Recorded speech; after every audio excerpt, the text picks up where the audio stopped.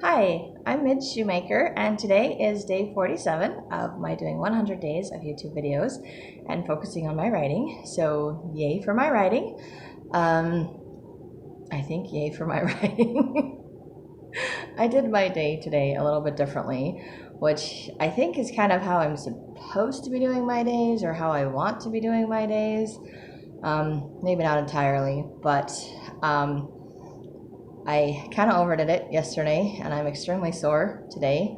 Still kind of recuperating from the accident thing. And I know I said before, like the third or fourth day is the worst day, and I was feeling pretty good yesterday in the morning. And I thought, okay, maybe I'm not going to get any more sore. Maybe this is going to be okay. And yeah, then I did too much. And so I slept for about 4 hours, and I just woke up in a lot of pain. And I tried to go back to sleep. And when I go back to sleep, or when I try to fall asleep, if I don't fall asleep right away, which happens a lot, I will daydream. I will replay a story in my head or make up a new story in my head or something in my head. So I tried to do that this morning. I tried to go back to sleep and tried to ignore the pain by focusing on my stories. So, of course, what did I start thinking of? I started thinking of The Boy from the Stone. I started thinking about how I was going to change the ending that I did last night. And I started thinking about what I'm going to write for the next chapter. And then I had this crazy idea that I'm like, well, as long as I'm not sleeping, maybe I should just get up and write. So I spent about 2 hours. I sat up, put a heating pad on my back, which felt so nice. I'm going to do that again when I'm done with this video. But I did that, and then I just sat down and I typed up the end of that, and I typed up a whole other chapter, or like just over 2 pages, 2.5. Yeah, I think it's just barely more than 2 pages. There's really nothing else to add to that chapter. It's a really short chapter, but it was kind of just fun to write, an interesting random conversation, random thing that popped into my head. Whether that makes it into the final version of my book when it's done, I don't know, but it was just it was different for me to do it that way, because usually I will daydream about something and then I'll forget about it later, or it comes out all different or whatever. So this time I was kind of at the beginning of what I was daydreaming or creating in my head, and instead of laying there, sitting there, whatever it is that I do, and seeing where it plays out, I actually opened up my laptop and typed up where it played out. So it's already like done. So even though I'm probably going to forget the conversation anyway, at least now it's like it's typed up. It's now where I can find it again if I want to, or I can put it somewhere else in the book if I want to, or I can, whatever I want to do with it, I have it. And that was kind of, that was different for me to just be like, okay, and now I'm done and I'm ready to do something else, which I usually do anyway. I'll either fall asleep because I'm just really tired and I can go back to sleep after, I'll start daydreaming something, and then my mind starts dreaming whatever, that kind of where you're half awake, half asleep thing, and then the dream state starts taking over, and then I don't remember anything after that because I fall asleep. That's usually how that works. So it was kind of interesting to do something different today. That's not normally how I would start my day either. I don't just get up and start saying a prayer and start typing on my laptop, which was what I did this morning. Because ideally I would get up and read my scriptures and meditationals first to start my day. I didn't do it that way. So I typed, and then I read my scriptures and meditationals, and then I made breakfast, and now I'm doing my video. So definitely a different way to start my day. Wishing I could go back to sleep and take a nap, but I'm pretty sure I have too many things I need to do this afternoon, so I wasn't sure when I was going to squeeze in time to do writing. And I'm pretty sure that the pain in my back is going to keep me awake no matter how tired I am. So I'm just going to push through it, probably overdo it again today, and then I will probably crash tomorrow or Monday. I'm not sure which. But I'm grateful that I can, I don't know, I'm grateful I'm smiling. I'm laughing in this video. I'm grateful I could work on my writing, that I tried something different and it seems to be working. And I'm feeling really good about my day and the things that I want to get done in my day. And instead of feeling overwhelmed or like it's impossible to do, it's all getting done. And I'm like, wow, this is working. This is how it's supposed to work. Maybe this is why I'm supposed supposed to get up at 10 o'clock in the morning and give myself like 4 or 5 hours before I have to go to work.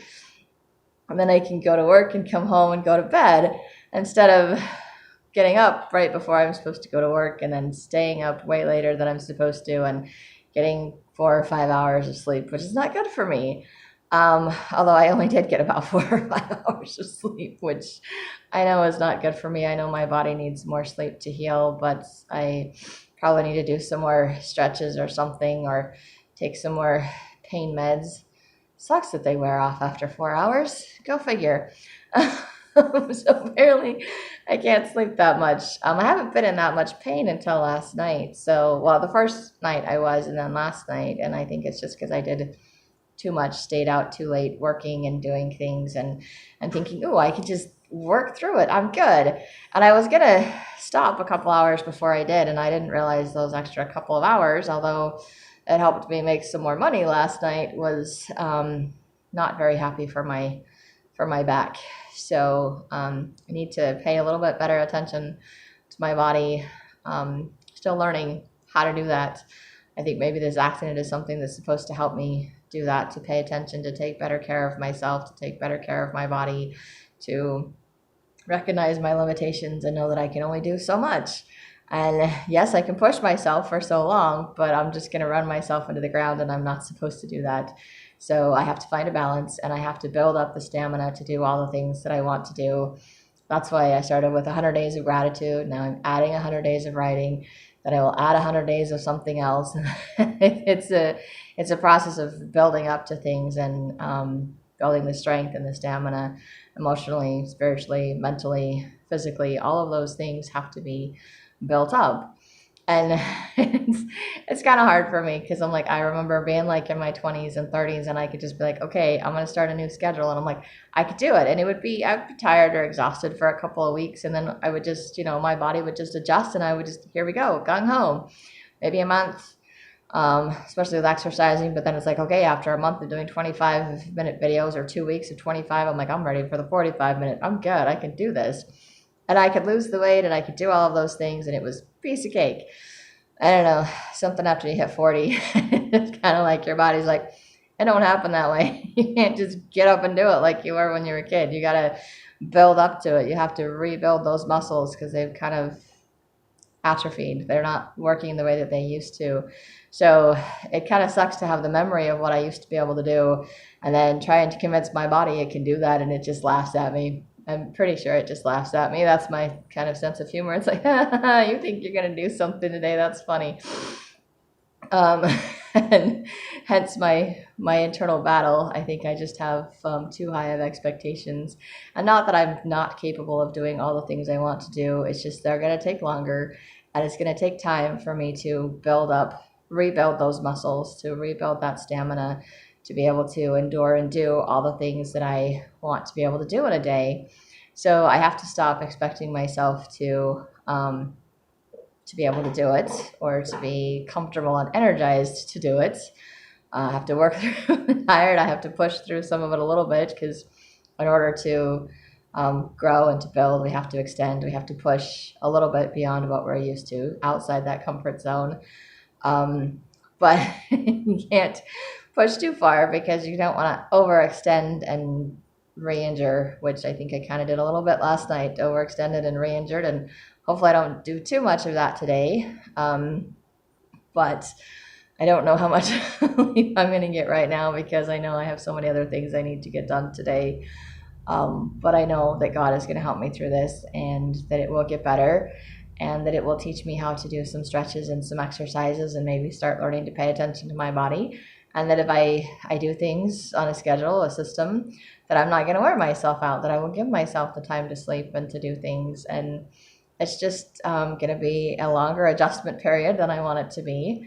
And I may do good for just today and struggle all next week, or like I've been struggling up to this point. So it's just kind of interesting that I chose to do something different today, and it feels like it worked to some extent, which I'm very grateful for. So grateful I can make some changes, grateful I can do things a little bit differently, and grateful I was able to get my writing done. And I was thinking yesterday, and I thought about it when I was at work, is that I noticed in The Boy from the Stone that I think I do a little bit more telling than showing, but I think it still worked for my writing style, just like reading through it.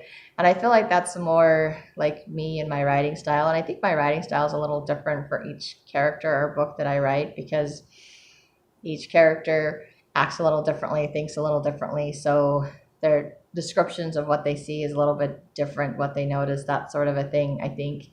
Not entirely sure. I just notice I write a little bit differently for each one. But I don't know. I kind of liked being able to just tell what I was thinking instead of like trying to figure out how to, because I think I keep struggling to describe people's facial features to express that they're shocked or they're surprised or they're whatever. And so today I wrote something and it was just like the character had a confused look on his face, and I was like, I like that so much better. Like, you can picture your own confused look. They have a confused look instead of trying to like picture. So I'm like, how do I look confused? And then how do I describe confused? And I think I keep doing that in my writing. And I think that's why I reuse the same phrases and do things, because they're shocked, surprised, wowed, whatever. And I was like, no, you know what? I'm like, I'm gonna, I don't know. I think I can just say that people had a surprised look on their face, or they did this or did that. And I kind of like that better, because it's just a little bit easier for me to write that. It gets across what I'm trying to say. It doesn't, I don't know, it clears up a little bit confusion. At least for me, it clears up some confusion. So hopefully, as I write that, hopefully readers are okay with that, because they're like, oh, they're surprised, they're this, they're that. Because then I'm just telling you what they are. And I realize that's telling and not showing, and you're supposed to do more showing than telling. But I don't know, telling for me works because it clears up the confusion, and maybe I'm more a narrative writer than I am a first person, third person type writer for my stories. And maybe that's okay. I don't have to be like all the other writers. I'm not. My story is not the same. My writing style is not the same. How I choose to convey what I'm telling to other people is not the same. And I think, I mean, as much as I appreciated my mentor, Betsy Love, she was awesome, helping me. She taught me a lot of things, taught me about how characters' points of views, how to do points of view. She taught me about how to tighten up sentences and things like that, what things to use and not to use in your writing, like not to use so many ly words, to take out words like very and just and things like that because they're not necessary. So a lot of those things are very beneficial and helpful to my writing, but I think I took out a lot of descriptive stuff and I took out a lot of other things because I was trying to understand how she did things, and I'm a people pleaser, so, and I'm one of those conformist people. I don't know. I'm a camouflage person. I feel like I'm one of those camouflage people. And it's like, oh, you're like this? Okay, let me be like that so that you'll like me. Um, and not that she was trying to change my writing style. She was trying to help me and support me, which I'm grateful for. But I think just on my own, I kind of changed my style because I was trying to please her, to meet what she was expecting. And not that she told me to do it that way, but she would say, okay, this makes sense or this doesn't make sense or whatever. And that was okay. But I think I wrote to her like she was my specific audience, kind of a thing. And instead of writing to, I don't know, the general public audience, and instead of writing how expressing things the way that I express them. Because I had somebody tell me before, I think it was my sister, when I wrote my book the first time, like 10 years ago, and she said that I write like I talk. And I don't know if that's a bad thing, that I write like I talk. Except that I don't put ums in all of my writing. I just say ums in all of my talking. So I think I'm just kind of realizing by rereading some things. And that was something, I mean, she saw and she looked at and edited, and she didn't say anything about my telling too much or anything else like that. So she was fine with what I'd written with The Boy from the Stone. So I'm like, I don't know why I didn't do that with Lanoy and the Teachers of Powers or The Fall of Esping-Longe. I was like, what the heck? I've been trying so hard not to do that, and here I did it in this book, and she didn't say anything. Like, there's no comments about that, or shouldn't use that, or do that. I was like, man, I've just been torturing myself trying to do it the harder way. So I'm not going to go back and revise Little Eye and the Teachers of Powers right now. I'm still waiting for my friend to edit it. I will probably wait until sometime next week to ask her where she's at in that process, because I do want to get that book published. But it's kind of just nice to realize going forward that my writing style will probably change over time, just like I'm changing over time. And the more things that I learn, the more things I can incorporate. I just have to find the balance where instead of just throwing everything out and thinking it's wrong, which is what I did initially, and trying to start over as something completely different, which doesn't work, which is probably why I've been struggling so much. And then to realize that I can find a balance in between where I can take the new information and apply it to how I used to do things and make how I used to do things a little bit better, but still maybe do telling, still adds the description that I used to put in there, and just kind of balance things out a little bit. So I'm grateful that I could see the difference and I could do that a little bit. So it just kind of made things, I don't know, different. It's just kind of nice to see the difference. I guess I'm still learning. I'm still learning, and I'm even seeing that I have different writing styles for different books with different characters, and I think that's okay too because, like I said, they're all different. And like I said, I think I'm getting excited about my writing again. I was saying that yesterday that I was excited about writing, and it must be because today I was thinking about the book. And I was like, and of course I wake up and the first thing I want to do is I'm like, well, as long as I'm thinking about this stuff, I'll write in the book. And I've had days where I've woken up thinking about my story, and then I make myself do other things like my scriptures and meditationals and get ready for work and do this, that, or the other. And by the time I sit back down to work on my book, I forgot all the stuff that popped into my head first thing in the morning. So maybe it was okay that if I'm going to wake up and thinking about my story or try to go back to sleep and thinking about my story, that maybe that's the perfect time to write my story. Maybe that's the perfect time to open up my laptop and say, okay, I'm going to type this up.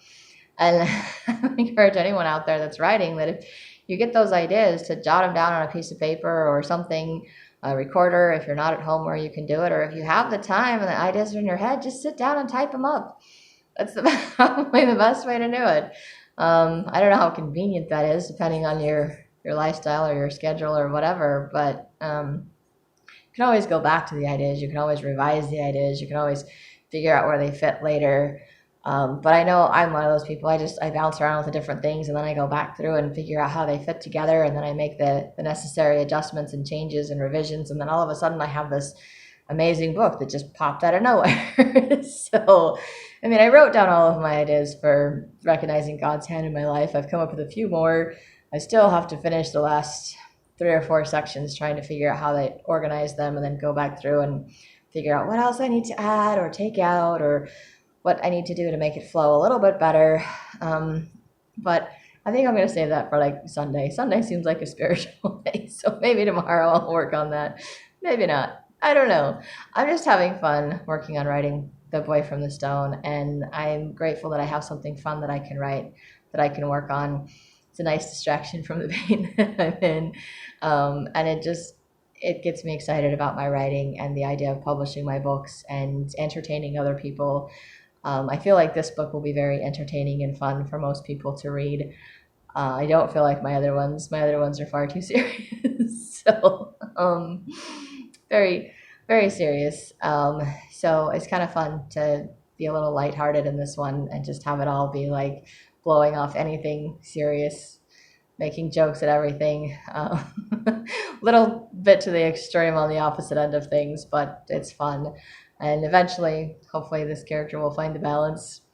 Well, he does in the future, in my head. Spoiler alert, I don't know how it's going to come out when I actually write it, though.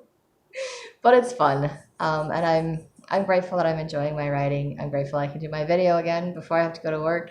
I don't have to go to work right now. I still have a few other things I have to do before work. So I feel like I'm a little ahead of the game instead of behind, like waking up later. I feel like I'm just behind and I don't have time, and then I just don't want to do anything, and then I just play my games and nothing gets done. So this is probably why I need to get up earlier so I can be productive. But I still have days where I get up earlier and I just play games and I'm still not productive. So I don't know what to do with myself, but I am grateful that I chose to be productive today and for all the things that I've gotten done thus far. So that's all I have for today. And I hope you have a great day full of gratitude and maybe a little writing.